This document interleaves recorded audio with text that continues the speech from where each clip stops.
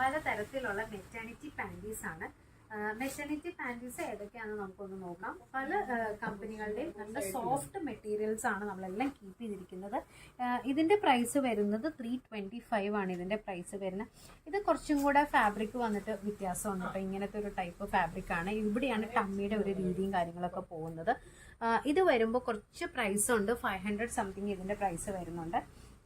ഇത് വരുമ്പോൾ ഇതുപോലെ ലേസും കാര്യങ്ങളും ഒക്കെ കൊടുത്തിട്ടുള്ള ഒരു രീതിയാണ്. അതേപോലെ തന്നെ ഇതാണെന്നുണ്ടെങ്കിൽ നമുക്ക് ഇത് സൈഡ് ഇതുപോലെ അഡ്ജസ്റ്റബിൾ ആണ്. നമുക്കിത് മീഡിയം സൈസ് ആണ്, ഇത് സൈഡ് അഡ്ജസ്റ്റബിൾ ആണ്. അപ്പോൾ നമുക്ക് സൈസ് അനുസരിച്ച് നമുക്ക് ഇത് ചെയ്യാൻ പറ്റും.